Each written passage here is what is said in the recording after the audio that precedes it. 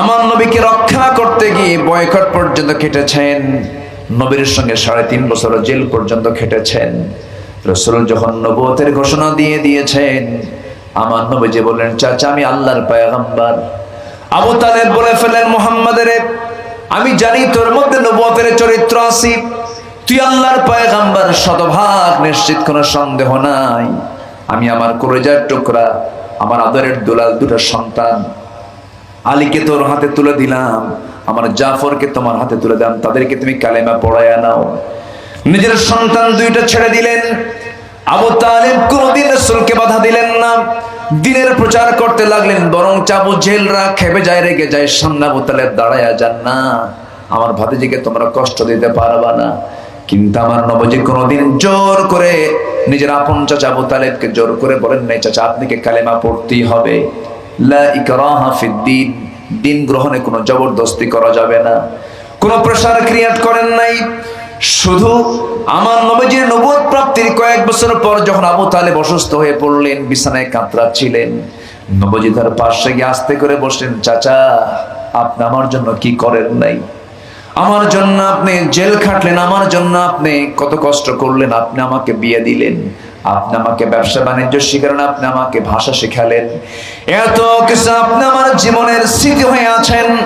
ও চাচা পুরো কালিমা পড়া লাগবে না, শুধু আপনি একটাবার বলবেন লা ইলাহা ইল্লাল্লাহ, এতটুকুন বলবেন আপনি, আমি আপনার জন্য বেহেশতের জামিন হয়ে যাব। আমি আল্লাহর কাছে গিয়ে বলবো। আবু তালেব মুমূর্ষ অবস্থা কাতরাচ্ছেন, পাশে বসে বসে তার মাথা থেকে শুরু করে পা পর্যন্ত হাতে ছোঁয়া লাগায় দিতেছেন আর বলছেন, চাচা একটাবার আপনি কালেমা পড়েন।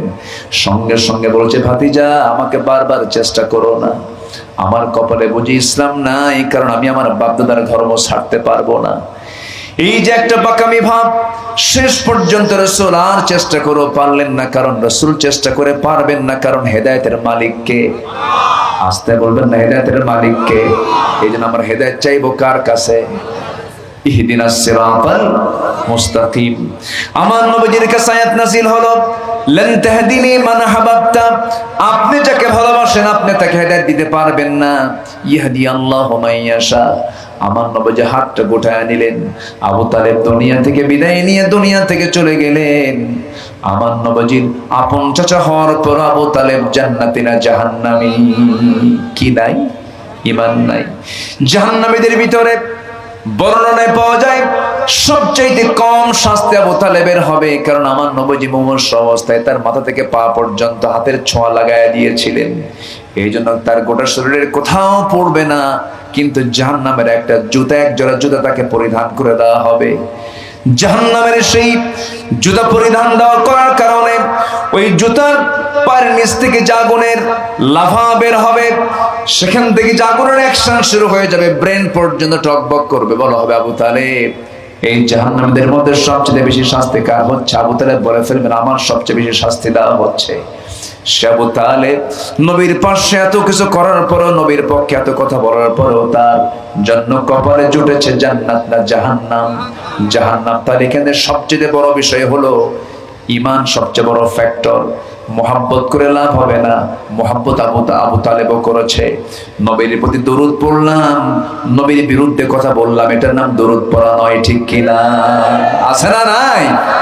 নবীর প্রতি দরুদ পড়ে আবার নবীর বিরুদ্ধের দল করে, আছে না নাই? এগুলো প্রতারণা, এগুলো ভণ্ডামি, এগুলো।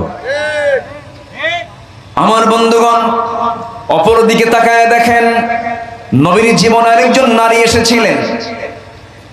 নবুয়ত প্রাপ্তির আগেই তিনি বিয়ে করেছিলেন। সেই বিয়ের প্রস্তাব এসেছিল সেই মহিলার পক্ষ থেকেই। একজনকে পাঠায়া দিয়েছিলেন, তিনি প্রস্তাব দিয়ে, বিয়ের প্রস্তাব দিয়ে পাঠায়াছিলেন খাদিজা রাদিয়াল্লাহু তাআলা আনহা। নবীর কাছে যখন এসে প্রস্তাবটা পড়ল, রাসূল প্রস্তাব পেয়ে বললেন, সোজা চলে গেছেন, আমি কিচ্ছু বলতে পারবো না, আমি আমার চাচার কাছে গিয়ে পরামর্শ করব। আবু তালেবের কাছে গিয়ে বলেন, চাচা একজন নারীর পক্ষ থেকে বিয়ের প্রস্তাব চলে আসছে, আপনি যা বলবেন তাই হয়ে যাবে। আমার নবীর তো আপন, আমার নবীর তো বাবা নাই, তিনি বাবার কাছে যাবেন। আমার নবীর তো মা নাই, মার কাছে যাবেন। চাচার কাছে গিয়ে বললেন, তাহলে এখান থেকে বোঝা গেল কারো বাবা নাই, সে যাবে কার কাছে? আস্তে করে, কার কাছে? কারো মা নাই, সে যাবে তার খালার কাছে, তার ফুফুর কাছে সে চলে যাবে। আমার নবীজির কাছে অনেক সময় সাহাবীরা বলতেন, ইয়া রাসূলুল্লাহ, আমার বাপ নাই, আমি কার খেদমত করবো? রাসূল বললেন, তোমার আব্বার প্রিয় মানুষ কারা? তোমার চাচার খেদমত করো। হুজুর, আমার মা নাই, তোমার কি খালা আছে নাকি? হ্যাঁ, তার খেদমত করো। তোমার কি ফুফু আছে নাকি? তার খেদমত করো। কিন্তু আজকের সমাজে খালার খেদমত ঠিকই হয়, কিন্তু ফুফুর খেদমত হয় না। ফুফুরা কিন্তু আজকে একটা অবহেলিত নাম। ওই যে ফুফুর বাড়িতে কেউ যায় না, কিন্তু খালার বাড়িতে একটু চলাফেরা হয়। খালার বাড়িতে চলাফেরা হয়, ফুফুর আদরটা খুব কম হয়। এটা খুব কষ্টের কারণ, কিন্তু এটা উচিত নয়। বাবার তো বংশে আপনার, সে মা, সে আপনার মা, সে মা মর্যাদা রাখে। কেমনে রাখবে? ফুফু যে সম্পত্তির জন্য আসে, বোঝেন নাই? কিসের জন্য আসে? সম্পত্তির জন্য আসে। সম্পত্তির কানেকশন আছে এখানে। সম্পর্ক ভালো রাখলে তো সব সম্পদ দিয়ে দিতে হবে। এটার নাম কি ঈমান? আজ থেকে এটার নাম কি ঈমান? কথা কি বলবো? কথা বলবো? কারো কোনো কষ্ট নাই তো? বলি আলহামদুলিল্লাহ। নবীজি চলে গেছেন, বাবা নাই, মা নাই, কার কাছে গেছেন? চাচার কাছে। এখনকার ছেলেরা কি বাবার কাছেই যায় না, চাচার কাছে যাবে কখন? নিজেই পছন্দ করে। ছেলে তো অনেক বড় হয়ে গেছে, বোঝেন না?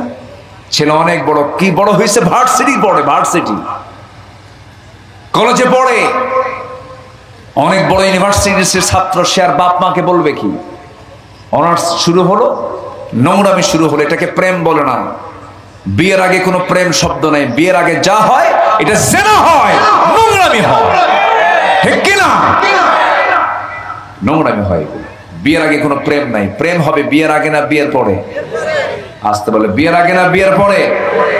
বিয়ের পরে। যুবকরা, একটা কথা জেনে রেখে দিও, 5 ধরনের মানুষের কোনো ভবিষ্যৎ নাই। কয় ধরনের? 5 ধরনের মানুষের কোনো ভবিষ্যৎ নাই। এই কথাগুলো সব জায়গায় পাবা না। এগুলো গবেষণা করে কথা বলা, কোরআন এবং হাদিসকে সামনে রেখে। একটু মনে রাখবে এই কথাগুলো। এই 5টা কথা যদি মনে রাখো এবং আমল করো, তোমার ভবিষ্যৎ ভালো হবে। 5 ধরনের মানুষের কোনো ভবিষ্যৎ নাই। নাম্বার 1 হলো রবের যারা, তার প্রভুর যারা, আল্লাহর যারা অবাধ্য বান্দা যারা, তাদের কোনো ভবিষ্যৎ নাই। নাম্বার 2 হলো পিতামাতার যারা অবাধ্য সন্তান, তাদের কোনো ভবিষ্যৎ। হতে পারে সে সচিব, হতে পারে সে বড় ডাক্তার, হতে পারে সে চেয়ারম্যান, হতে পারে সে বড় আলেম, হতে পারো তুমি শিক্ষিত, হতে পারো তুমি ডিসি, এসপি, সচিব, যা হও না কেন, বাপ মার যদি তুমি অবাধ্য সন্তান হও, তোমার কোনো ভবিষ্যৎ নাই।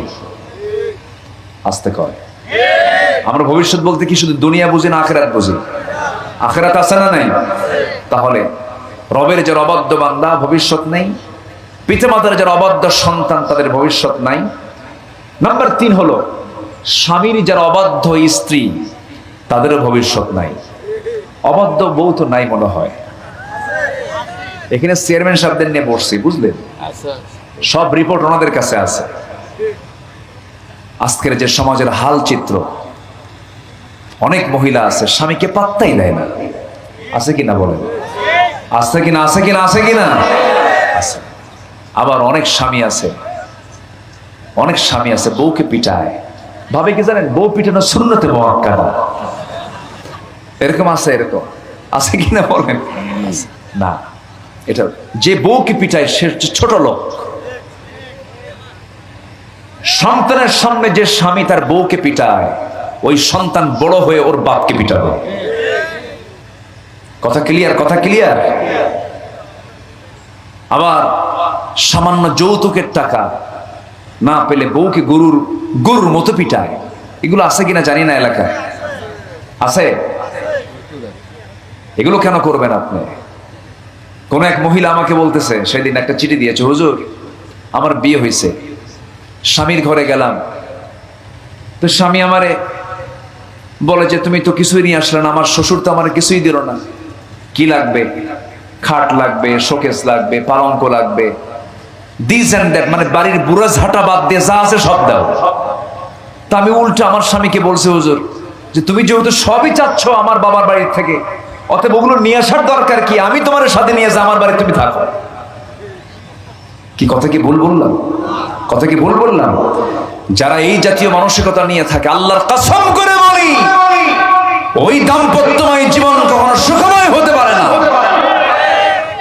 বরকতময় হতে পারে না। বউকে নিয়ে আসবেন রানী বানায়া, বউকে রানী বানায়া নিয়ে আসবেন। যুবকরা বউকে রানী বানায়া নিয়ে আসবা।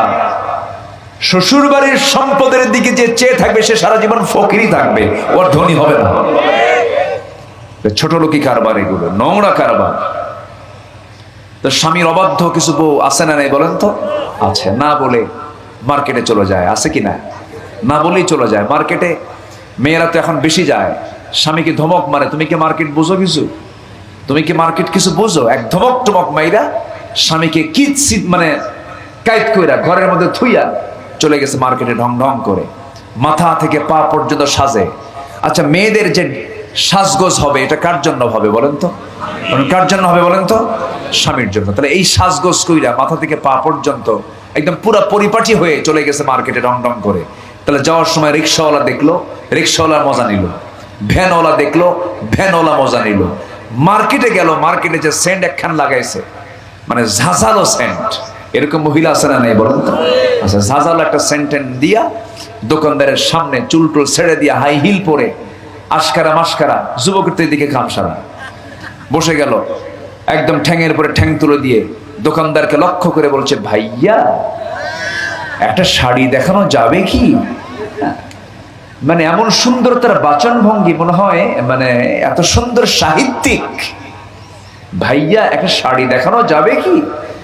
দোকানদারের তো কামসার, এত সুন্দর করে কথা বলে, শাড়ি একখান বের করে নিজের গায়ে লটকা দিয়া বলে, আপা এই শাড়ি কিন্তু আপনাকে দারুণ মানাবে। ওটা আরেক বদমাইশ। হ্যাঁ, মানে এক অভিনয় করতে গেছে, ও আবার আরেক অভিনয় শুরু করছে। এই আকাম কুকাম গুলো আছে না নয়? কার বউ, কার মেয়ে, কার বোন যায়? মুসলিম পরিবারের কোন নারী এমন ধরনের আচরণ কখনো করতে পারে? আবার অনেক স্বামী আছে নিজের বউকে দেখাতে খুব পছন্দ করে, পরপুরুষকে হুন্ডায় চড়ায়, হুন্ডায় চড়ায় গোটা সাতক্ষীরা ঘুরায়। আবার ফেসবুকে বউয়ের সুন্দর ছবি, নগ্ন ছবি পোস্ট করে বলে, প্রিয় বন্ধুরা আসুন আমার বউটাকে আমরা সবাই মিলে জামাতের সাথে দেখি। এগুলো আছে না নাই বলেন তো? চলে গেলেন, বসেন আর কিছুক্ষণ, আমরা সবাইকে নিয়ে এই তো আর কিছুক্ষণ বসেন। যাবেন? আপনিও যাবেন? আছেন তো? জি আলহামদুলিল্লাহ। আচ্ছা ঠিক আছে। তাহলে এই নোংরামি কি করা যাবে বলেন তো? এই নোংরামি করা যাবে? যাবে না। তাহলে স্বামীকেও ভালো হতে হবে, স্ত্রীকেও ভালো হতে হবে। দুজন দুজনের সার্টিফিকেট যদি দিতে পারে, আল্লাহ তাদেরকে সার্টিফিকেট দিয়ে জান্নাত দিয়ে দিবে। বলি আলহামদুলিল্লাহ, জোরে বলি আলহামদুলিল্লাহ। নাম্বার 4 হলো ওস্তাদের যারা অবাধ্য ছাত্র, শিক্ষকের যারা অবাধ্য ছাত্র, তারা জীবনে কোনোদিন তাদের ভবিষ্যৎ নাই। রবের অবাধ্য বান্দা, পিতামাতার অবাধ্য সন্তান, স্বামীর অবাধ্য স্ত্রী, ওস্তাদের অবাধ্য ছাত্র, শিক্ষকের অবাধ্য ছাত্র। নাম্বার 5 হলো সৎ নেতা অবাধ্য কর্মী। অর্থাৎ নামাজের যিনি ইমাম হচ্ছেন, মুসল্লি যদি ইমামের সঙ্গে যদি বেয়াদবি করে, তার নামাজ হয়? তার নামাজ হয়? এখানেও কিন্তু একটা ইমাম এবং মুসল্লির, নেতা এবং কর্মীর মধ্যে একটা কিন্তু চিত্র আছে, আছে না নাই বলেন? এই চিত্র সমাজের মধ্যেও যারা সৎ, যারা নেতা, সৎ যারা লিডার, ইসলামিক যারা লিডার, যারা আলেম ওলামা, যারা কোরআনের নেতৃত্ব দেয়, এই জাতীয় নেতারা যারা অবাধ্য হবে, তাদের কোনো ভবিষ্যৎ নাই। আমার বন্ধুগণ, তাহলে আমি 1 নম্বর অবাধ্য বললাম কি? সেটা হলো রবের অবাধ্য হওয়া যাবে না, আল্লাহকে মানতে হবে, রসুলকে মানতে হবে, রসুলকে মোহাব্বত করতে হবে। কিন্তু এখন প্রশ্ন আসতে পারে, হুজুর আবু তালেব তো মোহাব্বত করেছে, কিন্তু সে জাহান্নামে গেল কেন? তার মধ্যে কি নাই বলেন? ঈমান নাই। আবার অন্যদিকে তাকান, নবীজি যখন বিয়ে করলেন 25 বছর বয়সে, খাদিজাকে বিয়ে করে নিলেন তার আপন চাচা আবু তালেবের পরামর্শে। আবু তালেব বলে ফেললেন, ও ভাতিজা মুহাম্মদ, আমার জানা মতে তুমি আমার কাছ থেকে যদি পরামর্শ নিতে চাও, বিয়ে যদি করতে চাও, আমার পছন্দ এই মেয়েটাকে। কারণ এই মক্কা নগরে খোয়াইলিদের কন্যা খাদিজার চাইতে উত্তম গুণবতী রূপবতী নারী এই মক্কা নগরে একটাও নাই। তুমি তাকে বিয়ে করে নাও। নবীজি ছিলেন চতুর্থ স্বামী, ছিলেন ফোর্থ হাজবেন্ড, তিনি ছিলেন। বিধবার পাশে তিনি দাঁড়ালেন, বিধবাকে তিনি বিয়ে করলেন। আমার বন্ধুগণ, বিশ্বমানের বিশ্ব নবী তার জীবনটা শুরু করেছেন একজন বিধবাকে বিয়ের মধ্য দিয়ে। 25 বছরের টকবকে যুবক, রাসূলকে না বুঝে না জেনে অনেকে অনেক প্রকার মন্তব্য করে। মুহাম্মদ বিন আব্দুল্লাহ এতগুলো বিয়ে করলো কেন? নাস্তিকদের কথা কিছু আছে না নাই বলেন তো? এতগুলো তিনি বিয়ে করলেন কেন? তার জীবনে 13টা স্ত্রী আসলো কেন? এগুলোকে লম্বা করে নাটক বানায় নবীর বিরুদ্ধে এক শেষ পর্যন্ত এমন কথা অনেকে বলার সাহস তুলে ফেলে। তারা বলে রাসূল নাকি নারী পিপাসু ছিলেন, নারীর প্রতি তার টান ছিল, এমন জাতীয় কথা বলে। বুঝে না বুঝে বলে। তাই যদি হতো, রাসূল তার জীবন শুরু করেছেন একজন বিধবার পাশে দাঁড়ায়া। নবীর বয়স 25 বছর, খাদিজার বয়স 40 বছর, এবং খাদিজা তার জীবদ্দশায় আমার নবীজি তাকে 24 বছর কাছে পেয়েছিলেন। 24 বছরে তিনি দ্বিতীয় কোনো বিবাহ করেন নাই।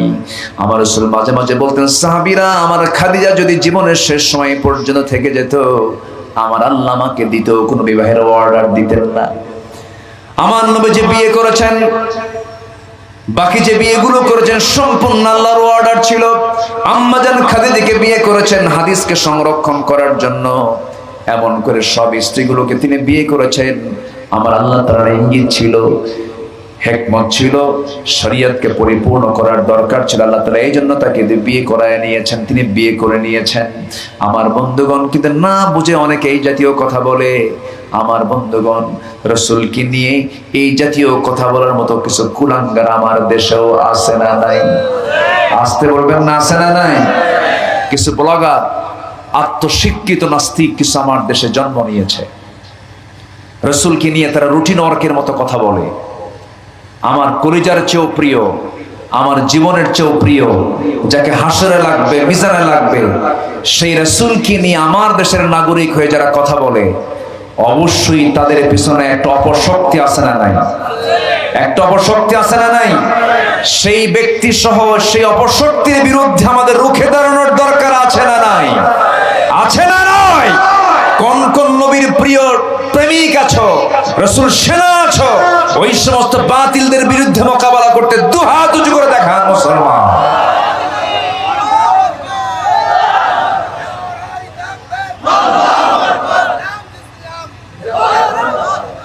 হচ্ছে না তো, স্লোগান হচ্ছে না। নারায়ে তাকবীর, নারায়ে তাকবীর। আমার নেতা তোমার নেতা, আমার নেতা তোমার নেতা। আল্লাহ কবুল করুন। জোরে বলি আল্লাহুম্মা আমিন, আরো জোরে আল্লাহুম্মা আমিন। আমার নবীজি শুয়ে আছেন মদিনায়। তিনি কি আমাকে ভুলে গেছেন? দুনিয়াতে তিনি যতদিন ছিলেন তিনি কি আমাকে ভুলেছেন? তিনি আবার সেই হাসরের ময়দান, সবার আগে হুঁশ ফিরবে আমার নবী মুহাম্মদ সাল্লাল্লাহু, সেদিনও কি তিনি আমাকে ভুলবেন? তার কথা আগে স্মরণ করবেন না আমার কথা আগে স্মরণ করবেন? আমাদের কথা স্মরণ করবেন। তিনি তার নিজের জন্য বলবেন, আমরা বলবো নফসি নফসি, আর আমার নবীজি বলবেন উম্মতি উম্মতি। আল্লাহু আকবার। দুনিয়াতে কেঁদেছেন, কবরে শুয়ে শুয়ে কাঁদতেছেন, হাসরেও তিনি আমার জন্য কাঁদবেন। আল্লাহু আকবার বলেন।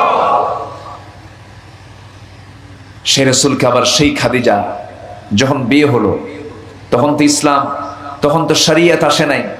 বিয়েটা হলো, 40 বছর পূর্ণ হলো। 40 বছর যখন পূর্ণ হলো, আমার নবীজি তখন তো নবী হন নাই। জাবালে নূর থেকে আল্লাহর কালাম যখন নাজিল হলো, কোরআনটা নিয়ে আসলেন। প্রথম দাওয়াত দিয়েছেন আমার নবীজি বাহিরে না ভিতরে? আসতে বলবেন না, বাহিরে না ভিতরে? তো দাওয়াতের সিস্টেমটা কি আগে বলেন? বাহিরে দেব আগে না ভিতরে দেব আগে? ভিতরে। বাবা তার ছেলেকে দেবে, লোকমান হব আমরা। আল্লাহ কবুল করুন, জোরে বলি আমিন। লোকমানের মতো বাবা হব। আল্লাহ তাআলা বাবা কেমন বাবা হতে হবে আল্লাহ তাআলা সূরা লোকমান নাজিল করে তা দেখিয়েছেন। আল্লাহু আকবার। তো আমার নবীজি আল্লাহর কালামটা নিয়েই চলে গেলেন আগে ঘরের মধ্যে।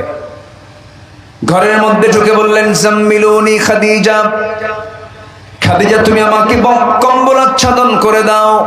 লাকাদ খাশিতু আলা নাফসি, আমার মন বলছে আমি মনে হয় বাঁচবো না, মনে হয় মরে যাব। সঙ্গে সঙ্গে খাদিজা বলছেন, আমার স্বামী, আপনার চুল পরিমাণ কোনো ক্ষতি কেউ করবে এমন আমার বিশ্বাস হয় না, কারণ আপনি ইতিমের পাশে দাঁড়ান, বিধবার পাশে দাঁড়ান, অসহায়ের পাশে দাঁড়ান, অসচ্ছলের পাশে দাঁড়ান, দুর্বলের পাশে দাঁড়ান। আপনি কখনো মিথ্যা কথা বলেন না, আপনি কখনো গীবত শিকায়ত করেন না, আপনার ভিতরে কোনো মানবিক দোষের কোনো কিছু আমি আপনার মধ্যে পাই নাই। আপনার কি হয়েছে বলুন তো? এবার রাসূল বলছেন, খাদিজা, এই 15 বছর তোমার সঙ্গে দাম্পত্যময় জীবন কাটায় দিলাম। এতদিন আমার পরিচয় ছিল আমি শুধু তোমার স্বামী, একজন স্বামী, এতটুকুই পরিচয় ছিল। আজকের থেকে একটা নতুন পরিচয় যোগ হয়েছে, আমি হলাম আল্লাহর পয়গম্বর জনাবে মুহাম্মদুর রাসূলুল্লাহ সাল্লাল্লাহু আলাইহি ওয়াসাল্লাম। তোমার কি বিশ্বাস হয় নাকি? সঙ্গে সঙ্গে খাদিজার চোখে পানি চলে এলো। খাদিজা রাদিয়াল্লাহু তাআলা আনহা তিনি চোখের পানি ফেলতেছেন আর কাঁদতেছেন আর বলছেন, আমার স্বামী, 15 বছর ধরে দাম্পত্যময় জীবন কাটালাম যার সাথে, যার মুখে অযাচিত একটা শব্দ বের হতে দেখলাম না, একটা মিথ্যা বের হতে দেখলাম না, যিনি এত বড় ব্যক্তিত্বের সম্পন্ন একজন মানুষ, আমি আপনার স্ত্রীর সাক্ষী দিচ্ছি, যার মুখ থেকে একটা মিথ্যা শুনলাম না, যার আচরণে বিন্দু পরিমাণ কোনো ভুল পেলাম না, এমন লোক আল্লাহর নবী হবে না তো কে আল্লাহর নবী হবে? যেরকম সুবহানাল্লাহ। আপনি যে আল্লাহর নবী হবেন কোনো সন্দেহ নাই। নবীজি হাতটা গায়ে দিলেন, হাতটা বাড়ায়া দিলেন, বাড়ায়া দেওয়ার সঙ্গে সঙ্গে রাসূল থেকে কালিমা পড়ায়া দিলেন। এবার রাসূল বলছেন, খাদিজা, তুমি আমার স্ত্রী ছিলে, এখনো স্ত্রী আছো। এখন আমি আপনাকে একটা প্রশ্ন করব, এই খাদিজার প্রতি আমার নবীর মোহাব্বত ছিল, নবীর প্রতিও খাদিজার মোহাব্বত ছিল। শুধু মোহাব্বত ছিল কিন্তু ইমান থাকলো না। মোহাব্বত আছে কিন্তু ইমান নাই, সেই মোহাব্বতের কোনো দাম নাই। তার বড় প্রমাণ হচ্ছে আবু তালেব। আবু তালেব রাসূলকে মোহাব্বত উপহার দিয়েছেন, কিন্তু ইমান তিনি আনেন নাই। ইমান না আনার কারণে মোহাব্বতটা মাইনাস হয়ে গেছে, কোনো কাজে আসবে না। কিন্তু খাদিজার জীবনে মোহাব্বতও ছিল, ইমানও ছিল। এই জন্য ইমানটার সাথে সাথে মোহাব্বতটা থাকলে পরে তার কাজে লাগবে, কিন্তু মোহাব্বত আছে ইমান নাই, তার কোনো কাজে লাগবে না। আমার বন্ধুগণ, খাদিজা রাসূলকে কি পরিমাণ মোহাব্বত করেছেন। 25 বছর বয়সে যখন নবীর সঙ্গে যখন বিয়েটা হয়ে গেল, আমার নবীজির বাপও নাই, মাও নাই, টাকা নাই, পয়সা নাই।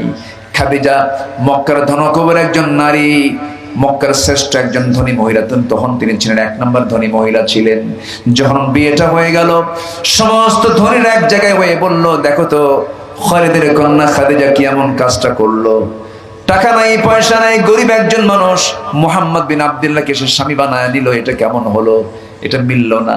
এই জাতীয় কথা যখন খাদিজার কানে চলে গেছে, খাদিজা রাদিয়াল্লাহু তাআলা আনহা সমস্ত ধনীদেরকে ডাক দিলেন, ডাক দিয়ে বলেন, ও মক্কার ধনকুবের ধনীরা, তোমরা আমার স্বামীর সম্পর্কে কি যেন মন্তব্য করেছো, আমার কানে এসেছে।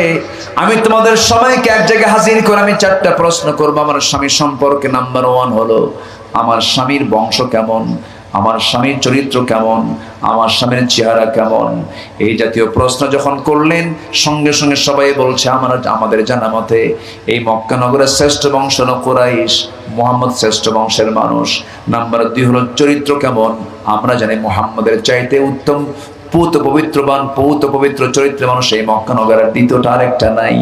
নাম্বার 3 হলো আমার স্বামীর চেহারা কেমন। আমাদের এই চোখে যত পুরুষ আমরা আমার জীবনে দেখেছি, মুহাম্মদ বিন আব্দুল্লাহর চাইতে উত্তম সুন্দর চেহারার মানুষ আমরা দ্বিতীয় কোনো পুরুষকে পাই নাই।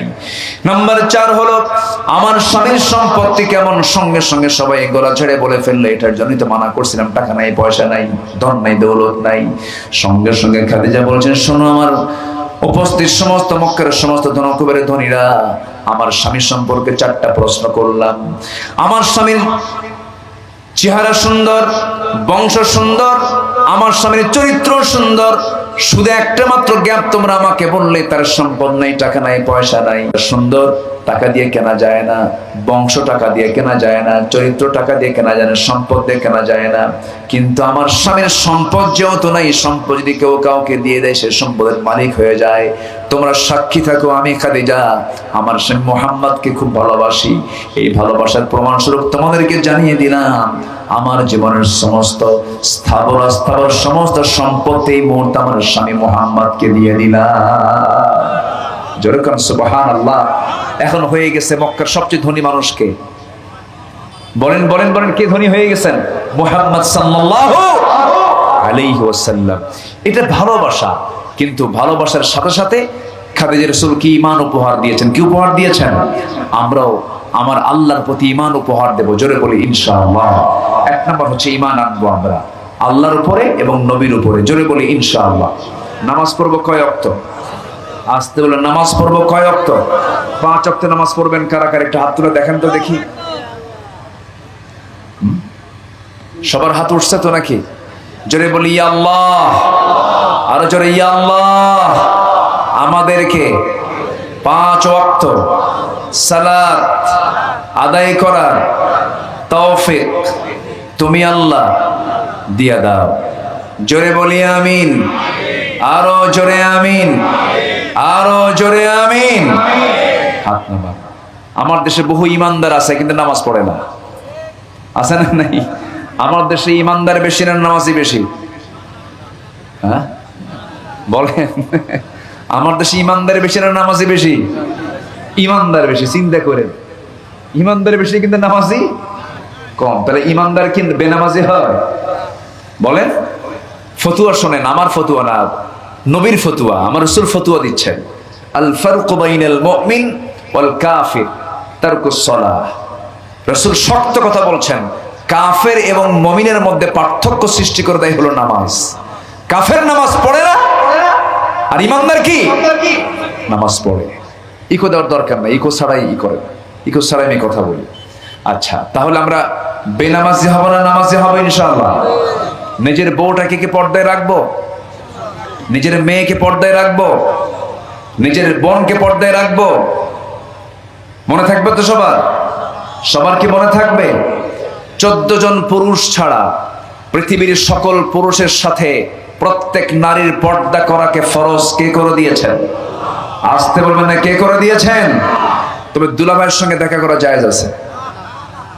হ্যাঁ হ্যাঁ আছে, দেখা করা জায়েজ। কিন্তু দুলাভাইয়ের সঙ্গে পর্দা কয়জন করে বলে?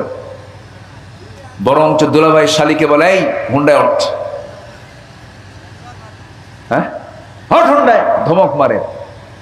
এখন শালীকে কি করবে? এলাকায় কি বলে? শালিক হয়তো নাকি? শালী এখন কি করে? ধমকের ঠেলায়।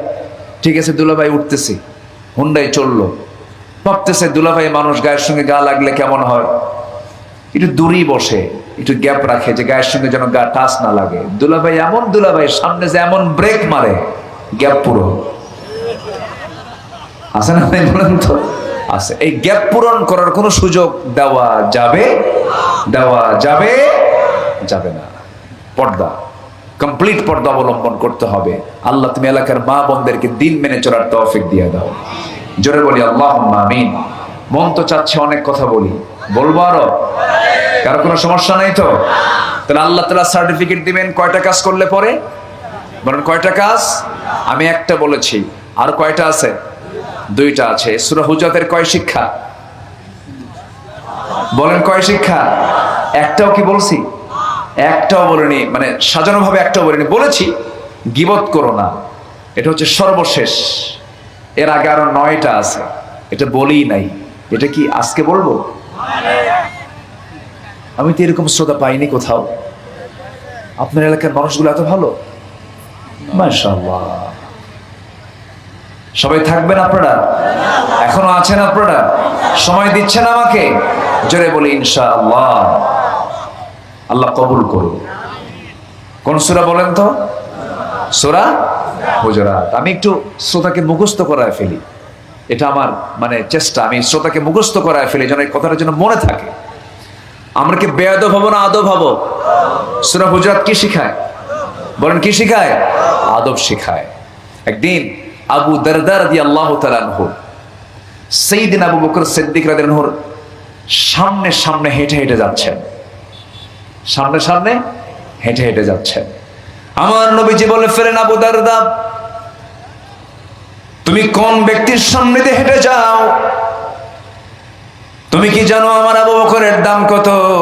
মা তলাতিশ শামস ওয়ালা গরাবাত, কোন সূর্যোদয় হয়নি, অস্ত যায় নাই, সেই ব্যক্তির উপর দিয়া যে আবু বকরের চাইতে উত্তম হতে পারে।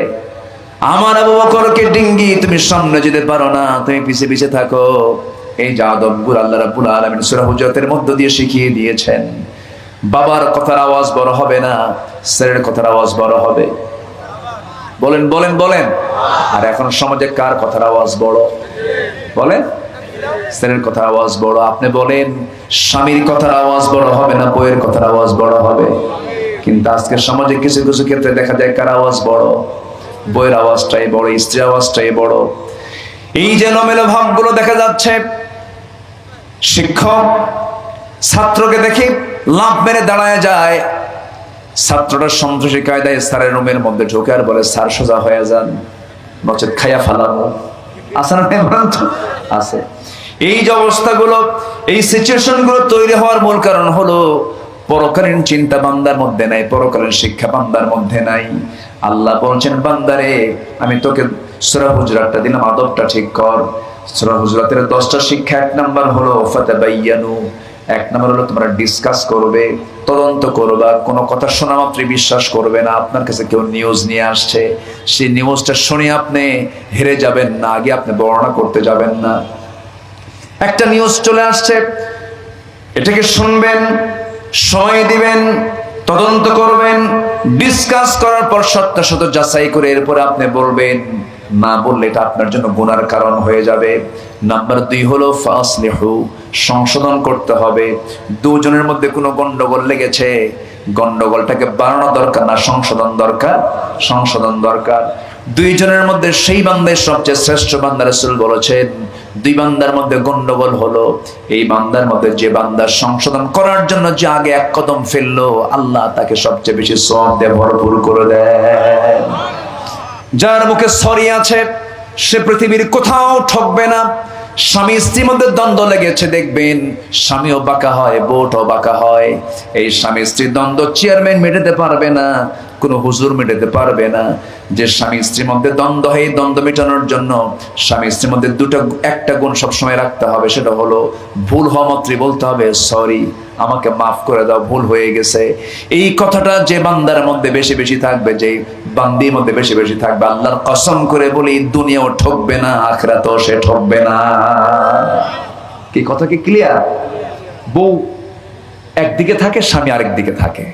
তোরে ছাড়বো আমি, আবার স্বামীকে তোরে ছাড়বো আমি। তাহলে কি বলেন তো, এটা কি উন্নতি হলো না ক্ষতি হয়ে গেল?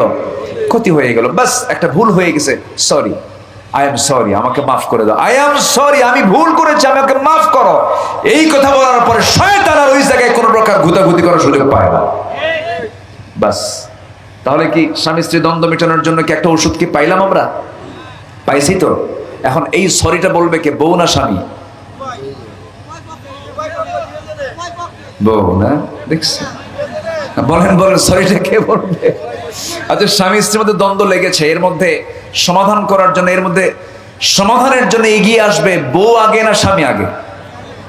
হ্যাঁ, দেখেন দুজন একসাথে হয়। এই ভালো করে নাই, স্ত্রী আগে কিসের? স্ত্রী কি আপনার নেতা নাকি? নেতা আপনার স্ত্রী আগে আসবে না?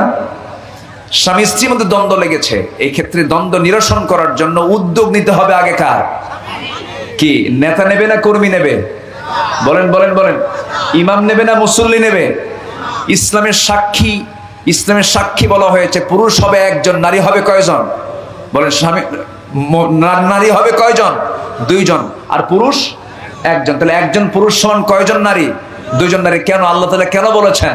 কারণ আল্লাহ জানেন কার ইলম কতদূর, কার জ্ঞান কত দূর। তাহলে এখন বলেন, সমাজ চলতেছে, সমাজের নেতৃত্ব চলছে ফুল বুদ্ধি দিয়া না অর্ধেক বুদ্ধি দিয়া?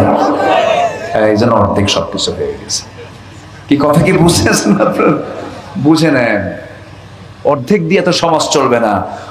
ফুল দিয়ে বুঝতে হবে সমাজ চলবে, অর্ধেক বুদ্ধি দিয়ে নেতৃত্ব হবে না, পরিপূর্ণ বুদ্ধি দিয়ে নেতৃত্ব তৈরি করতে হবে মুসলমান। কষ্ট পাচ্ছেন নাকি আপনারা? কোন মসজিদের ইমাম যদি নারী নিযুক্ত হয় নামাজ পড়বেন? নামাজ পড়বেন? কেন কেন পড়বেন না? মসজিদের ইমাম কোনদিন নারী হতে পারে? পৃথিবীতে একজন নবীর নাম নারী বলেন আছে? আছে? নারী হচ্ছে নবীর মা। নারী কি? নবীর মা। নবীর মা আছে কিন্তু নবী নাই। কোন নারীকে আল্লাহ তাআলা নবী বানান নাই। কোরআনে শুধুমাত্র একজন নারীর নাম কোরআনে আসছে, মারিয়াম। আল্লাহ তাআলা এই নারীর নামটাও নিতেন না, কিন্তু নিয়েছেন কেন? তার সন্তান ছিল বাপ ছাড়া। সন্তানের পরিচয় দিতে হবে ঈসা ইবনে মারিয়াম। এই জন্য আল্লাহ তাআলা মারিয়ামের নামটা নিয়েছেন। আসিয়ার নাম নেন নাই, খাদিজার নাম নেন না, আয়েশার নাম, কোন মহিলার নাম আল্লাহ তাআলা কোরআনে উল্লেখ করেন নাই। নেতৃত্ব দেওয়ার জন্য কোন নবীকে আল্লাহ তাআলা নারী নির্বাচিত করেননি। আর বুঝতে কতটুকু বাকি থাকবে? যতদিন পর্যন্ত মুসলমান এই ভাঙ্গন না ভাঙবে, এই ভুল চিন্তা না ভাঙবে, সমাজ কখনো উন্নত হতে পারে না, পারে না, পারে না। আল্লাহ সবাইকে বোঝার তৌফিক দান করুন। কষ্ট পাচ্ছেন নাকি? যা পান পান, আমার তো কিছু করার নাই। আমি কি কোরআনের বাইরে একটা কথা বলছি? আমি সম্মানিত ভাইয়েরা, তাহলে স্বামী স্ত্রী দ্বন্দ্ব শুরু হয়েছে, এগিয়ে আসবে কি আগে? উদ্যোগ কে নেবে? ইমাম না মুসল্লি? আচ্ছা, স্বামীর দাম বেশি না বইয়ের দাম বেশি? ওরে বাপ, দেখেন কি জোরে জোরে কয়। দেখেন, আচ্ছা প্রশ্ন থাক, আমি প্রশ্ন উত্তর দেই না। আসেন দোয়া করি নাকি? আর কথা বাকি আছে? আলহামদুলিল্লাহ বলেন, আলহামদুলিল্লাহ। তাহলে স্বামীকে উদ্যোগ নিতে হবে। বউ যদি খুব রাগ করে, সংসার করবই না তোমার সাথে। মেয়েরা, কিছু কিছু মহিলা আছে, রাসূল তাদেরকে লানত করেছেন। কিছু কিছু মহিলা আছে সকালেও তালাক চায়, বিকেলেও তালাক চায়। আছে কিনা? আছে না? কিছু আছে না? এই জন্য তালাকের দায়িত্ব আল্লাহ পাক দিয়েছেন নারীকে না পুরুষকে? পুরুষকে দিয়েছেন। যদি নারীকে যদি দায়িত্ব দেওয়া হতো, সকাল বিকেল তালাক হতো। এই জন্য ডিপার্টমেন্ট আল্লাহ তাআলা মেয়েদেরকে রাখেন নাই। তো উদ্যোগ নিতে হবে স্বামীকে। স্বামী উদ্যোগ নেবেন, ধৈর্যের পরিচয় দিবেন। স্বামীর দায়িত্ব হচ্ছে এটাকে মীমাংসা করা, সমাধান করা। চেয়ারম্যান সমাধান করতে পারবে না, কোন মেম্বার সমাধান করতে পারবে না। আপনার স্বামী স্ত্রীর ইন্টারনাল সম্পর্ক কোন জটিলতা সৃষ্টি হয়েছে, এটাকে সমাধান করার জন্য আপনাকে উদ্যোগ নিতে হবে। আপনি উদ্যোগ নিয়ে ছাড় দিয়ে, সারের মানসিকতা নিয়ে আপনাকে চলতে হবে। আপনাকে ভাবতে হবে আমার অর্ধেক হচ্ছে সে। অর্ধেক কে করেছেন? কে করে দিয়েছেন? আল্লাহ করে দিয়েছেন। এতে আল্লাহ তাআলা খাটো করেননি নারীকে। অবশ্যই আল্লাহ তাআলা নারীকেও সম্মান দিয়েছেন, নারীকে মর্যাদা দিয়েছেন। কিন্তু সবাই যদি নেতা হয়, কর্মী হবে কে বলেন? সবাই কি নেতা হবে? সবাই তো নেতা হবে না। আল্লাহ তাআলা অনুগত করে দিয়েছেন, আর রিজালু কাওয়ামুনা আলান নিসা। আল্লাহ তাআলা পুরুষকে নারী জাতির নেতা বানিয়েছেন, পরিচালক করেছেন। এর মানে কি কর্মী ছাড়া কি নেতা আছে বলেন তো? যে দলের কর্মী আছে, নেতা নাই, দাম নাই। যে দলের নেতা আছে, কর্মী নাই, সে দলের কোনো দাম আছে? সে নেতার কোনো দাম আছে? দাম নাই। তাহলে নেতারও দরকার আছে, কর্মীরও দরকার আছে। সেই স্বামী কেমন করে স্বামী হবে যার বউ নাই? আর যে বউ কেমন করে বউ হবে যার স্বামী নাই? উভয়েরই দরকার আছে, কিন্তু অবশ্যই নেতার জন্য নির্বাচিত একটা বিষয় দরকার আছে না নাই? সেটাকে করেছেন আল্লাহ তাআলা নারীকে না পুরুষকে? পুরুষকে। ফাসলিহু, সমাধান করবে, দ্বন্দ্ব লাগাবে না, সমাধান করবে, সংশোধন করবে। নাম্বার 3 হলো ওয়াকসিতু, ন্যায় বিচার করবে, অন্যায় বিচার করবে না। টাকা খায়া বিচার উল্টায় ফেলে এমন গ্রামের কিছু মাতব্বর মনে হয় কালীগঞ্জে নাই। আসতে বলবেন না, আছে না নাই? টাকা খায়া বিচারটা উল্টা পাল্টা করে ফেলে। আল্লাহ বলছেন তুই উল্টা পাল্টা করবি, আমি তোর জান্নাত উল্টা পাল্টায় দেব। উল্টা পাল্টা বিচার করা যাবে না। বোনকে কম দিবি, তুই ভাই বেশি নিবি সম্পদ, তোর জন্য জান্নাতটা এলোমেলো হয়ে যাবে, জান্নাত তোর জন্য জুটবে না। বোনকে সালাকি কইরা শহরের জমি না দিয়া কিসের জমি দেয়? বিলের জমি দিয়ে দেয়, নামাজ জায়গা দিয়ে দেয়, যেটার কোনো দাম নাই। শতক মিল করে। কি মিল করে? কালীগঞ্জ মেইন পৌরসভার জায়গা 10 লক্ষ টাকা শতক, বিলের জায়গা হলো 20,000 টাকা শতক। শতক মিলাইয়া বোনকে ওই জায়গা থেকে জমি দিয়ে দিল, আর বললো বোন মাফ করে দিস। দেখেন মাফ একখান চেয়ে নেই, কখনোই মাফ হবে না।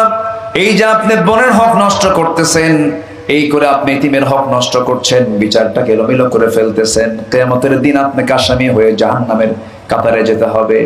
বোনের সম্পত্তি বুঝে দেয় এমন ভাই আজকের সমাজে বেশি না কম? বলেন কম না বেশি? চেয়ারম্যান সাহেবরা ভালো বুঝবে এগুলো, তাই না? বোনকে দেয় না, হ্যাঁ, বোনকে দিতেই চায় না।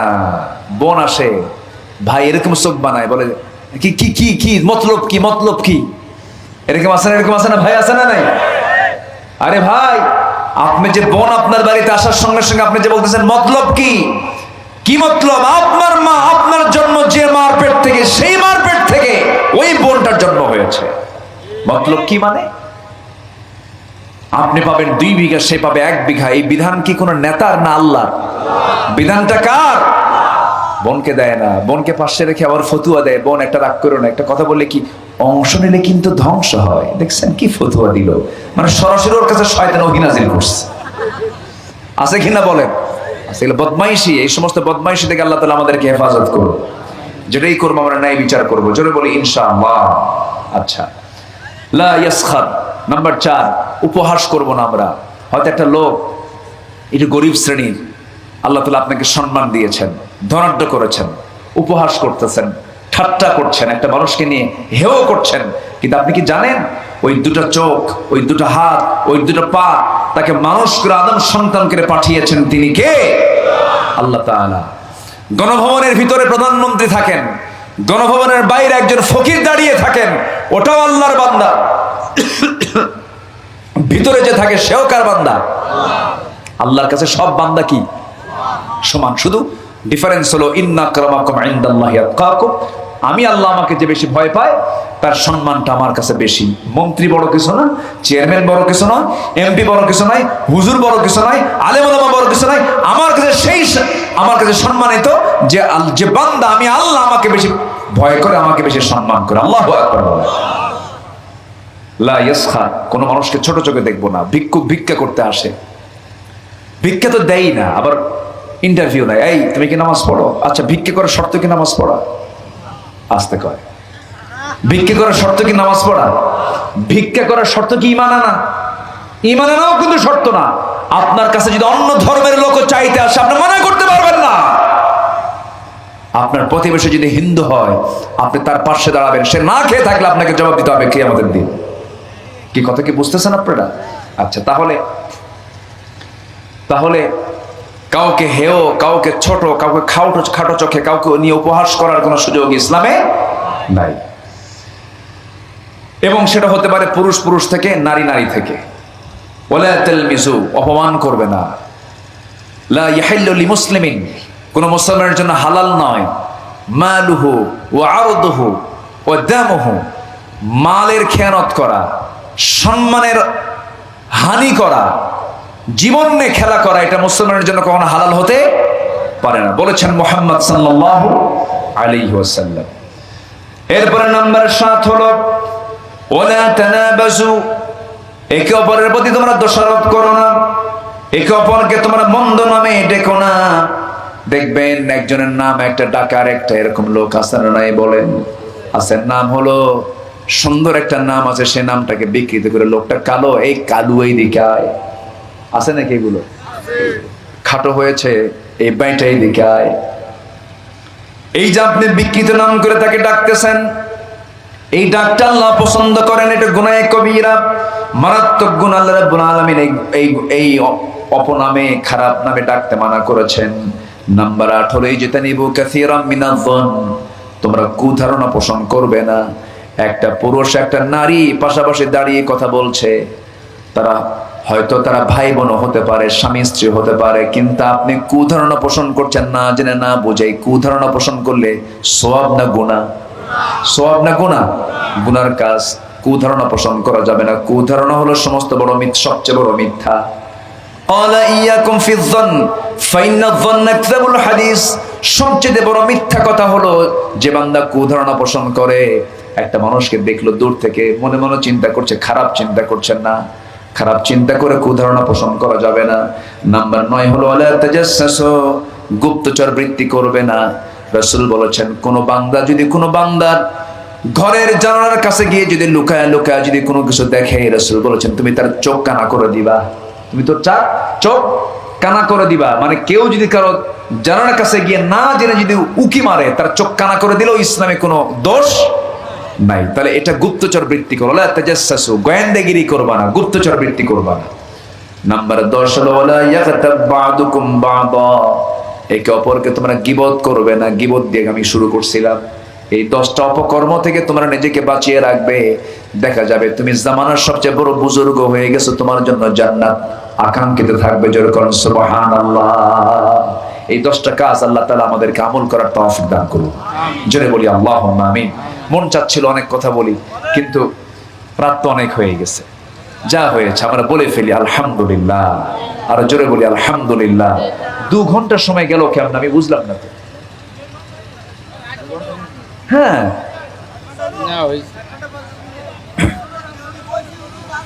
এখন দোয়ার দিকে যাবো আমরা। শেষ করে ফেলি, শেষ করবো না? আল্লাহু আকবার। না, আমরা ফজর পড়বো কারা কারা? হাত তুলে দেখেন তো, ফজর পড়বেন কারা কারা? পড়বেন তো সবাই? আল্লাহ কবুল করুন, আল্লাহ কবুল করুন, আল্লাহ কবুল করুন। হাত নামান। কই এখানে তো কালী ঠালি দেখি না, কালীগঞ্জ থানা না তো? কালী কই? প্রথমে পাইছিলাম দেব, না দেব, এরপরে কি কালী, এরপরে আরেকটা আছে শ্যাম, না? দেব, কালী আর শ্যাম। কিন্তু দেব কালী শ্যামে তো কোনো দেব কালী শ্যাম পাইলাম না। সব তো মুসলমান দিয়ে ভরা। বলি আলহামদুলিল্লাহ। আল্লাহ কবুল করো।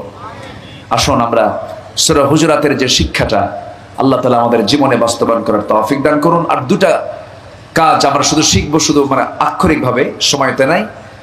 সুম্মা লাম ইয়ারতাবু, যারা ঈমান এনে যারা সন্দেহ করবে না। সন্দেহ দূর হবে কখন জানেন? ঈমানের কিছু সন্দেহ শয়তানি ওয়াসওয়াসা দেয়। এই সন্দেহ দূর হবে কিসের সাথে থাকলে? আমরা কোরআনটা তেলাওয়াত করবো না ইনশাআল্লাহ? নিয়মিত আমার বাড়িতে, সবার বাড়িতে খাবার ছাড়া কোনো পরিবার কি বাঁচে? খাদ্য ছাড়া পরিবার বাঁচে? মানুষ বাঁচে? বাঁচে না। তোমার ঈমান বাঁচানোর জন্য কি দরকার? প্রত্যেক দিন বাড়িতে প্রত্যেক সদস্যের কোরআন তেলাওয়াত বাধ্যতামূলক করে দিতে হবে। যে বাবা তার সন্তানকে ফজরে ডাকে না, যে মা তার সন্তানকে ফজরে ডাকে না, এটা অযোগ্য, ব্যর্থ বাপ, ব্যর্থ মা। ঠিক কিনা? ডেকে দিতে হবে। অনেকে বলে হুজুর ছোট বাচ্চা 7 বছর 8 বছর ঘুম থেকে ডাকলে তো সমস্যা হতে পারে, ব্রেনের ক্ষতি হতে পারে। আচ্ছা, ওই ফজরের সময় যদি আপনার বাড়িতে আগুন লাগে কি করবেন? কি করবেন বলেন? বাড়িতে আগুন ধরছে তখন কি করে? আস্তে আস্তে ডাকবেন, কি ঠিক কিনা? টান মেরে তুলে কোনো মতো জীবন বাঁচানোর জন্য সব নিয়ে বের হয়ে আসবেন। সুযোগও পাবেন না যে আমার কোথায় সোনার গহনা আছে, কোথায় কি আছে, টাকা পয়সা আছে, কিচ্ছু না। জান বাঁচাই আগে। আগুন থেকে বাঁচার জন্য দৌড় মেরে ছুটে চলে যাবেন বাঁচানোর জন্য। জাহান্নামের আগুন থেকে বাঁচার জন্য সন্তানকে নিয়ে, আয় বাবা জাহান্নামের আগুনকে ভয় কর, চল মসজিদে যাই। আল্লাহু আকবার বলেন। এই চেতনা আমরা লালন করব। জোরে বলি ইনশাআল্লাহ। আল্লাহ তুমি প্রত্যেক পরিবারকে নামাজি বানাও, প্রত্যেক মাদের ভিতরে পর্দা ঢুকায় দাও। এই গ্রামকে তুমি আল্লাহ বেনামাজি মুক্ত গ্রাম বানিয়ে দাও। যে গ্রামে কোনো বেনামাজি থাকবে না, এমন সুন্দর পরিবেশ এই গ্রামকে তুমি আল্লাহ বানিয়ে দাও। প্রত্যেকটা মসজিদকে তুমি আবাদি মসজিদ বানায় দাও। এই আশাবাদ কামনা করে আমি আমার কথার না বাড়িয়ে যতটুকু হয়েছে আমরা এখন দোয়ার দিকে যাব। সবে নামাজের মতো করে বসি, নামাজের মতো করে বসি। আজকে মারা গেছে, আহা, গত শুক্রবারও মারা গেছে। দুজন মানুষ এই গ্রামের পাশে মারা গেছে। জি, 2জন ব্যক্তির ইন্তেকাল হয়েছে এই সপ্তাহে এই গ্রামের। আজকে একজন, তার মধ্যে আমরা 2জনের জন্য দোয়া করি। আমরা সবাই বলি ইন্না লিল্লাহি ওয়া ইন্না ইলাইহি রাজিউন। আমরা মরহুমের দুইজনেরই আমরা দোয়া করি, আল্লাহ দুজনের কবরটাকে তুমি আল্লাহ জান্নাতের টুকরা বানিয়ে দাও। এখানে কিছু প্রশ্ন আসছে, প্রশ্ন উত্তরগুলো শুনবেন। কিছু প্রশ্ন আসছে, আমি বলবো ইনশাআল্লাহ। আচ্ছা, অনেক বড় শিক্ষা বই আনে, যেন ওই শিক্ষা বই না আনে। এক বেচারি তার বড় ভাইকে হারিয়েছে, তো বড় ভাইয়ের হারানোর বেদনায় সবাই ভাবতেছে মনে হয় ছোট ভাইটা কাঁদতেছে, বড় ভাই মারা গেছে কাঁদতেছে, কি ভাই তুমি কান্দো, মানুষ তো মরে যাবেই, তোমার কান্দে আর লাভ কি, তার জন্য দোয়া করো। কে ভাই রে, আমি তো এই জন্য কান্দি না। কেন, কি জন্য কান্দো? আজরাইল যে বাড়ি চিনে গেল। কি আজরাইল কি চিনে গেছে? বাড়ি চিনে গেছে। তো বিষয়টা কিন্তু এরকম না। আজরাইল সবার কাছে আসবে, মালিকুল মউত সবার কাছে আসবে না? আসবে, টাইম হবে, চলে আসবে। আমরা প্রস্তুতি নেব ইনশাআল্লাহ। আল্লাহ কবুল করুন, জোরে বলি আমিন। আচ্ছা, মসজিদে চেয়ারে বসে নামাজ পড়া যাবে কি? এখন তো ভিআইপি কিছু মুসল্লি বের হয়েছে, ওরা সাইকেল চালায়, ওরা ফুটবলও খেলে, হাঁটাহাঁটি করে, সবই হয়। মসজিদে গিয়ে উনি চেয়ারে বসেন, মানে উনি নেতৃত্ব ছাড়বেন না। এরকম আছে কিনা বলেন? আপনি পারবেন না, আপনি দাঁড়িয়ে নামাজ পড়তে পারবেন না, বসে পড়েন। বসে পারবেন না, শুয়ে পড়েন। এই সিস্টেমটা ছিল না আগে, এই সিস্টেমটা আমার দেশে চালু হয়েছে অতি সম্প্রতি। এটা একটা ভিআইপি মুসল্লি ভাব। এরকমও আছে কিছু কিছু মসজিদের অধিকাংশ মুসল্লি চেয়ারওয়ালা। আছে না নাই বলেন তো? আছে। তা আমি মনে করি যারা মাজুর, তাদের জন্য তো মসজিদই তো তাদের জন্য কষ্টকর হয়ে যায় অনেক সময়, যেন খুব মাজুর হয়ে যান, তারা একটা মসজিদের কোনায় বসবেন, সবাই পড়ছে একরকম করে, আপনি এরকম একটা সিস্টেম চালু করবেন। খুব যদি আপনার অসুবিধা হয় সেটা ভিন্ন কথা, কিন্তু আমার দেশে এমনি কোনো কারণ নাই। উনি সকালবেলা মর্নিং ওয়ার্ক করে, সবকিছু করে, সবকিছু চলে, ওনার নামাজে গিয়ে সমস্যা হয়। আছে না এরকম? আছে না? এইভাবে এই করলে নামাজ হবে না।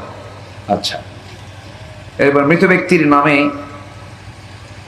আকিকা করা যাবে কিনা? আচ্ছা, আকিকার সম্পর্ক হলো জন্মের সাথে, আমাদের নামাজের সম্পর্ক হলো সময়ের সাথে না? আমাদের নামাজের সম্পর্ক কিসের সাথে বলেন? সময়ের সাথে। ফজর পড়ি কি সূর্য উঠলে না সূর্য ওঠার আগে? আচ্ছা, জোহর পড়ি কখন? সূর্য কি ঠিক দ্বিপ্রহর, সূর্য একটু হেলে পড়লে আমরা জোহরের রক্ত পড়ি, তাই না? ঠিক দুপুরে তো নামাজ পড়া হারাম, সূর্য উদয় নামাজ পড়া হারাম, আবার সূর্য অস্তমিত হওয়ার সময় নামাজ পড়া হারাম। এই তিনটে সময় নামাজ পড়া হারাম। তাহলে নামাজের সম্পর্ক কিন্তু সময়ের সাথে। হজের সম্পর্ক কি বলেন? সময়ের সাথে না? কোন মাসে হজ হয়? মানে কোন মাসে? আচ্ছা, জিল হজের কোন সময়টা হজের কাজকর্ম বলেন? 10 তারিখ তো ঠিক আছে। এই 7 থেকে 7, 8, 9, 10, 11, 12, 13, এই যে 4-5 দিন, মোটামুটি 5-6 দিন যে কাজটা, জামারায় পাথর মারা থেকে শুরু করে নিয়ে, এহরাম বাঁধা থেকে শুরু করে নিয়ে, মিনা, মুজদালিফা, আরাফা, এই যে কাজগুলো, এই কাজগুলো আপনি যদি মুহররম মাসে করেন কাম হবে? হবে না। তাহলে হজের কাজ জিল হজে, নামাজের কাজ সূর্য উদয়ের আগে, সূর্য ঠিক দ্বিপ্রহর থেকে হেলে যাওয়ার পর, আবার সূর্য অস্তমিত হওয়ার পর মাগরিব। তাহলে সময়ের, নামাজের সম্পর্ক সময়ের সাথে, হজের সম্পর্ক সময়ের সাথে, সময় মতো। আকিকার কাজটাও, আবার কোরবানির কাজটাও করতে হয় অসময়ে না সময়ে। কোরবানি কয়দিন? কয়দিন? মোট কয়দিন? 3 দিন। এই 3 দিনের ভিতরে যে কোনো একদিন আপনি আদায় করলেই কি কোরবানির কাজ হয়ে যাবে। তাহলে কোরবানির সময়, নামাজের সময়। রোজার মাস কোন মাস? রমজান মাস। তো রোজা রাখবেন আপনি রমজান মাস। আপনি যদি শাওয়াল মাসে রোজা রাখেন, রমজানের মাসের সওয়াব পাওয়া যাবে? ওই ফরজ আদায় হবে? হবে না। তাহলে রমজান সময় মতো, আকিকার কাজ সময়, কি বলে, কুরবানির কাজ সময় মতো, হজের কাজ সময় মতো। আকিকার সময় নেওয়ার সময় বলেন, আকিকার সময় নেওয়ার সময়, আকিকার কাজটা সময় করতে। এটা হলো জন্মের সাথে সম্পর্ক। কিসের সাথে সম্পর্ক বলেন? জন্মের সাথে। আমার রাসূল বলেছেন, কোন শিশুর জন্ম যেদিন হলো সেই দিন থেকে নিয়ে 7ম দিনে বাচ্চার মাথার চুল কেটে ফেলে সেই পরিমাণ সোনা রূপা ওজন করে দান করে দাও, হলক করে দাও। সেই দিন বাচ্চার আকিকা সম্পূর্ণ করো। বাচ্চার আকিকা সম্পূর্ণ করে এই হলকের ব্যবস্থা তুমি করে দাও, মাথা মুন্ডন করে দাও। এই আমল করতে বলেছেন মুহাম্মদ সাল্লাল্লাহু আলাইহি ওয়াসাল্লাম। তাহলে আকিকার সাথে কি কুরবানির ওই সময়ের সম্পর্ক আছে? আকিকার সাথে কি অন্য কোন সময়ের সম্পর্ক আছে? আকিকার সম্পর্ক কিসের সাথে? বলেন বলেন সবাই, কিসের সাথে? জন্মের সাথে। এই জিনিসটা যেন মাথায় থাকে। আমার দেশে সান্ত্বনা নেওয়ার জন্য করে। কিসের জন্য করে? সান্ত্বনার জন্য করে।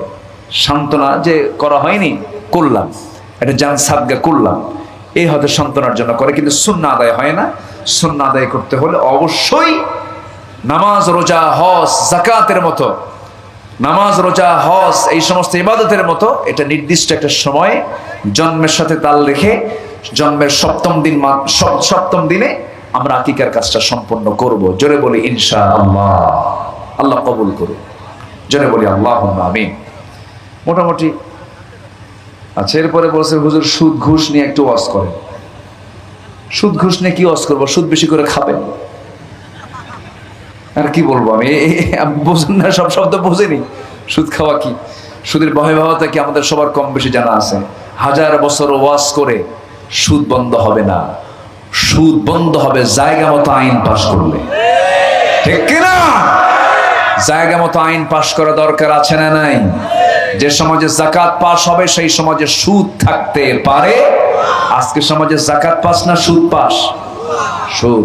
প্রত্যেকটা অর্থনীতির মূল সোর্স, মূল চালিকা শক্তি হলো আজকে সুদ ভিত্তিক অর্থনীতি। সুদ ভিত্তিক অর্থনীতি দিয়ে যাকাতকে নির্মূল করা যাবে না, কি যাকাতকে কখনো প্রতিষ্ঠা করা যাবে না। যাকাতকে প্রতিষ্ঠা করতে হলে যাকাত প্রতিষ্ঠা করে সুদকে নির্মূল করতে হবে। আল্লাহ তুমি সবাইকে বোঝার তৌফিক দাও। জি, আসুন আমরা এখন আল্লাহর কাছে চাবো, আল্লাহর কাছে বলবো আল্লাহ যেন আমাদেরকে মাফ করে দেন, আল্লাহ যেন তার পছন্দের বান্দার কাতারে আমাদেরকে শামিল করে দেন। দোয়া। ওয়াবিহামদিকা আশহাদু আল্লা ইলাহা ইল্লা আনতা আস্তাগফিরুকা ওয়া আতুবু ইলাইকা।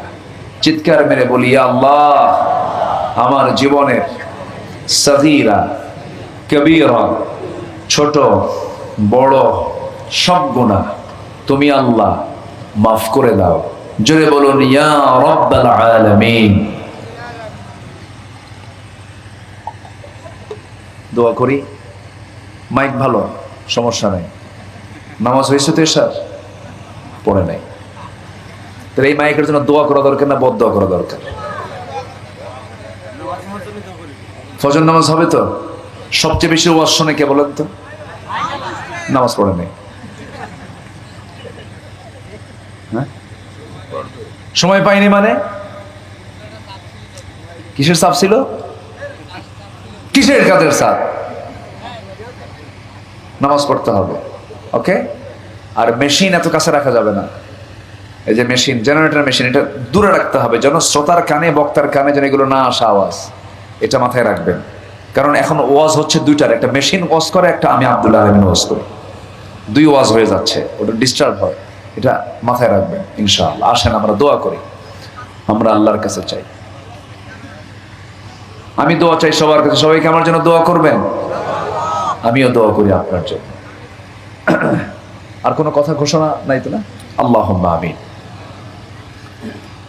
রব্বানা যালামনা আনফুসানা ওয়া ইল্লাম তাগফির লানা ওয়া তারহামনা লানাকুনান্না মিনাল খাসিরিন।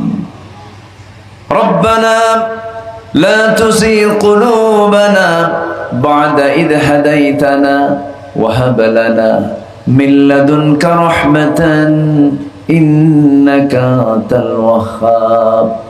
গভীর রাত, নিঝুম রাত, ঝিমানো রাত্রিতে চাঁদের মতো হাজারো মুসলমান নরনারী নিয়ে তোমার কালামের গুরুত্বপূর্ণ একটি সূরা, সামাজিক সূরা, পারিবারিক সূরা সূরাতুল হুজুরাত থেকে কিছু কথা বলেছি, তোমার কিছু হুকুমের আলোচনাগুলো করেছি, মানবিক দোষাবলী গুণাবলী নিয়ে কিছু কথা বলেছি, কাঙ্গাল ফিকারির মতো দুটো হাত পেতেছি। আল্লাহ, গুনার দিকে নজর দিও না, বান্দা মনে করে तमाम জীবনের সমস্ত গুনাহগুলোকে মেহেরবানি করে মাফ করে দাও। জনম দুঃখিনী মা, জনম দুঃখী বাপ জান যারা চলে গেলেন, জিন্দেগীর গুনাহগুলো মাফ করে দাও, কবরগুলোকে জান্নাতের টুকরা বানায়া দাও। আব্বা আম্মার জন্য কি দোয়া তাও শিখিয়ে দিয়েছো। চক্ষুটা বন্ধ করুন, হাতটা একটু উঁচু করে আল্লাহর শেখানো দোয়া পরে দিল থেকে আওয়াজ দিয়ে দিয়ে সবাই বলুন, রব্বিরহামহুমা কামা রব্বায়ানি সগীরা, রব্বিরহামহুমা কামা রব্বায়ানি সগীরা, রব্বিরহামহুমা কামা রব্বায়ানি সগীরা।